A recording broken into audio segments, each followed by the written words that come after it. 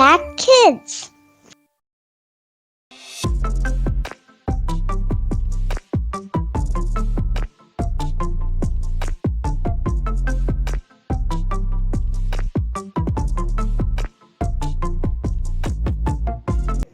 Selamat pagi anak-anak Impact Kids di rumah. Senang sekali Ibu dapat kembali menjumpai anak-anak lewat program Impact Kids. Nah anak-anak, pada pagi ini Ibu ingin mengajak anak-anak untuk merenungkan firman Tuhan yang diambil dari kitab Roma pasal 10 ayatnya yang ke-9. Tapi sebelumnya kita siapkan hati, pikiran kita, juga Alkitab kita, dan mari kita berdoa. Bapa di surga, terima kasih Tuhan karena kasih-Mu yang begitu luar biasa, yang telah memampukan kami untuk bangun pada pagi hari dengan kesehatan, kekuatan, dan semangat yang baru. Saat ini kami rindu untuk merenungkan firman-Mu ya Tuhan, biarlah Roh Kudus-Mu memampukan kami untuk mengerti firman-Mu. Dalam nama Yesus Kristus kami berdoa dan mengucap syukur. Amin. Nah anak-anakku semua, siapa yang suka lari? Pasti anak-anak suka lari ya. Larinya cepat-cepat, ada yang larinya pelan-pelan. Sebelum pandemi, waktu anak-anak masih ikut kegiatan sekolah minggu di gereja, anak-anak pasti suka berlari bersama teman-teman ya, karena kalian bermain bersama-sama dengan teman-teman kalian. Berlari adalah sesuatu yang menyenangkan. Dan biasanya, lari merupakan salah satu pelajaran olahraga di sekolah. Siapa yang sudah pernah mengikuti lomba lari? Lomba lari merupakan satu kegiatan yang sangat menantang. Dan lomba lari biasanya dilakukan dengan jarak-jarak pendek ya. 100 meter, 200 meter, atau 400 meter, atau mungkin kalau lari maraton, jarak tempuhnya mungkin sekitar 5 km sampai 10 km. Nah anak-anak coba bayangkan, ada lomba lari yang sangat jauh jarak tempuhnya. Bahkan larinya itu berhari-hari. Sejak tahun 1997 di kota New York di negara Amerika ada perlombaan lari. Perlombaan lari itu memiliki jarak tempuh 3.100 mil. Wow, kalau dikalikan itu kira-kira sekitar 4.988 kilometer. Wah, dari mana ke mana ya? Ternyata mereka lari dari New York ke LA, Los Angeles. Coba lihat jaraknya di peta. Luar biasa. Mereka menyelesaikan lomba itu dalam waktu kurang lebih 52 hari. Peserta lomba harus terus berlari. Mereka berlari sebanyak 60 mil satu hari, sekitar lebih dari 70 km satu hari. Mereka berlari selama 8 jam. Setelah itu mereka harus beristirahat, mereka harus makan yang banyak, mereka harus tidur yang cukup supaya besok pagi mereka bisa berlari lagi. Bahkan untuk menyelesaikan lomba lari itu, mereka harus membawa lebih dari 20 pasang sepatu. Bayangkan, satu hari larinya 8 jam.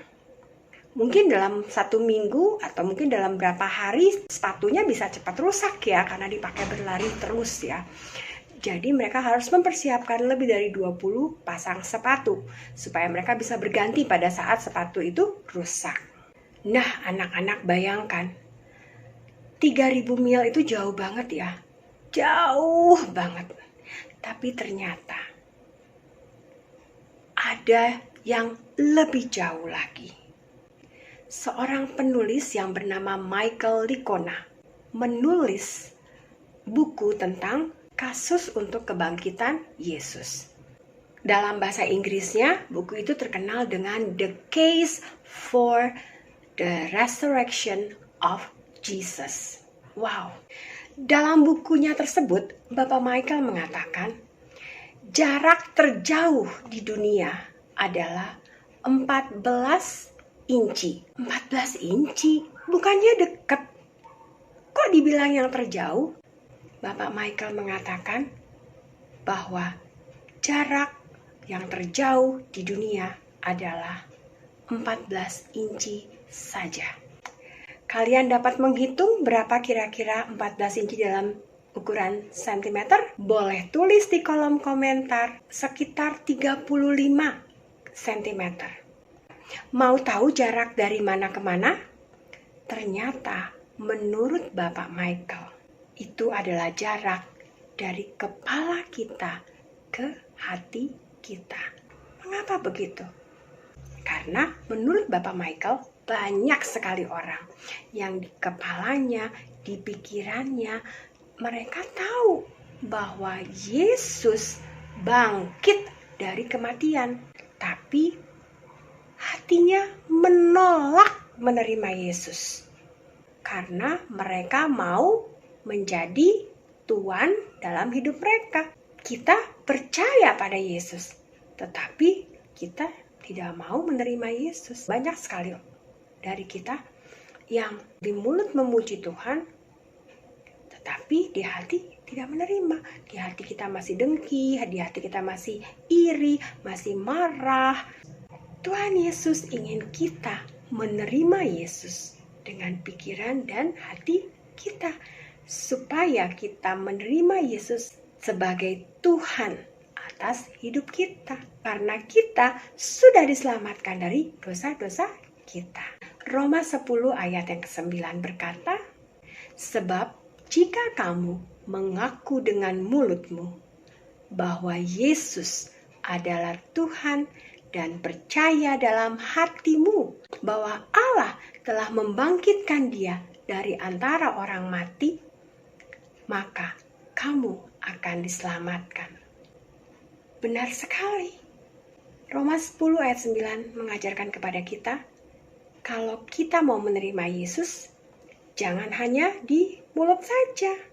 Nanti buat anak-anak yang sudah dibaptis dan anak-anak yang sedang mengikuti kelas pembaptisan, ingatlah selalu, pada saat kita menerima Yesus, kita mengakui Yesus, jangan hanya mengakui di mulut saja, tetapi juga dengan hati dan pikiran kita. Dan hidup menurut hukum Tuhan. Kalau kita menerima Yesus dengan hati kita, tentunya kita akan bersuka cita. Karena hati kita penuh dengan semangat yang mendorong kita untuk selalu memuji Tuhan. Dan ketika hubungan kita dengan Kristus sudah baik, tentunya jarak dari kepala dan hati kita tidak jauh lagi. Yuk, mulai dari sekarang kita mengaku, kita menerima Yesus ke dalam kehidupan kita, baik di kepala kita maupun di dalam hati kita. Mari kita berdoa. Bapa di surga, terima kasih untuk firman-Mu pada pagi ini yang mengingatkan kami untuk mengakuimu, menerimamu, tidak hanya di mulut saja, tidak hanya di pikiran kami saja, tetapi juga di hati kami. Ajar kami Tuhan, agar kami dapat merasakan sukacita yang luar biasa ketika kami bisa dekat dengan Tuhan dan kami boleh berada bersama-sama dengan Tuhan. Terima kasih Bapa, ajarkan kami untuk dapat memberitakan kasih-Mu kepada orang lain, dimulai dari keluarga kami. Terima kasih Tuhan, di dalam nama-Mu Yesus Kristus kami berdoa dan mengucap syukur. Amin. Sekian Impact Kids pada pagi ini. Sampai jumpa pada Impact Kids berikutnya. Dan jangan lupa selalu ikuti Impact Kids agar kita dapat bertumbuh bersama Kristus. Tuhan Yesus memberkati.